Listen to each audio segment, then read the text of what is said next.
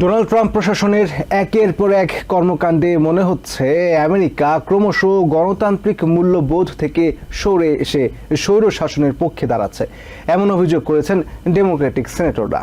বুধবার সেনেট ফ্লোরে minority leader চাক শুমার বলেন, প্রেসিডেন্ট রাগঢাক ছাড়াই রুশ প্রেসিডেন্ট ভ্লাদিমির পুতিনের মতো জোচ্চোরের পক্ষ নিচ্ছেন, যা ভীষণ দুঃখজনক। সেনেট মেজরিটি লিডার জন থুন ইউক্রেনের প্রেসিডেন্ট জেলেনস্কিকে স্বৈরাচার বলতে রাজি হননি। তিনি মনে করেন ওই বক্তব্য একান্তই ট্রাম্পের নিজস্ব। এছাড়া দুই বর্ষিয়ান জিওপি সেনেটর রজার উইকার এবং জন কেনেডি পুতিনকে যুদ্ধাপরাধী বলেছেন।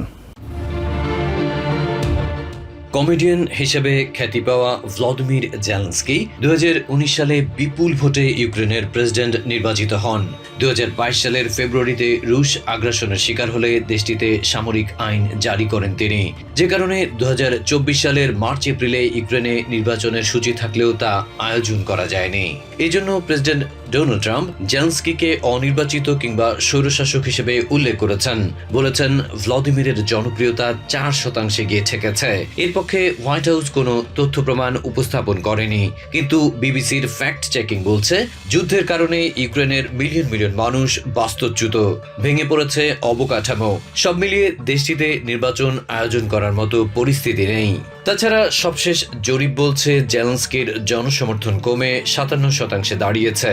এই যখন অবস্থা, তখন রুশ প্রেসিডেন্ট ভ্লাদিমির পুতিন চলতি বছরের জানুয়ারিতে অবৈধ শাসক বলে আখ্যায়িত করেন জেলেনস্কিকে। রুশ গণমাধ্যমেও ঢালাইভাবে ভ্লাদিমিরের বৈধতা নিয়ে প্রশ্ন তোলা হয়। অবশেষে ট্রাম্পও একই পথে এগুলেন, বললেন 4% নেমে এসেছে জেলেনস্কির জনপ্রিয়তা।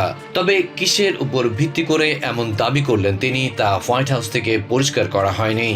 এদিকে প্রেসিডেন্টের কথায় ক্রেমলিনের বক্তব্যের মিল পাওয়া যাচ্ছে বলে খেদ জানিয়েছেন ভ্লাদিমির। ওদিকে ট্রাম্প প্রশাসনের একের পর এক কর্মকাণ্ডে মনে হচ্ছে আমেরিকা ক্রমশ গণতান্ত্রিক মূল্যবোধ থেকে সরে এসে স্বৈরশাসনের পক্ষে দাঁড়াচ্ছে, এমন অভিযোগ করেছেন ডেমোক্রেটিক সেনেটর এলিসা স্লটকিন। নীল শিবিরের বর্ষিয়ান সেনেটর ডিক ডারবিন ট্রাম্পের অভিযোগকে মিথ্যাচার বলে আখ্যায়িত করেছেন। বলেছেন, ইউক্রেনের মানুষের চরম দুঃখ দুর্দশা ও ত্যাগকে খাটো করে দেখা হচ্ছে।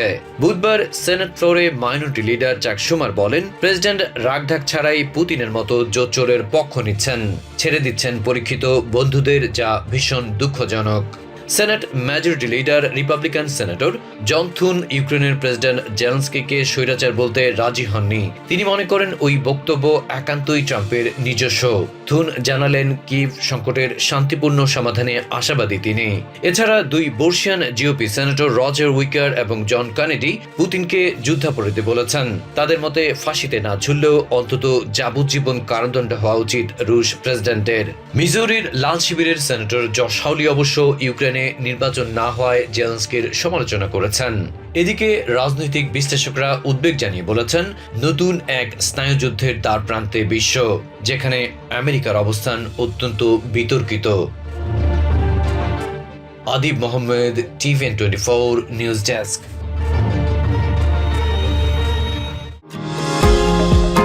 নিউ ইয়র্ক থেকে সম্প্রচারিত TVN24 টেলিভিশন বিশ্বজুড়ে বাঙালির কণ্ঠস্বর।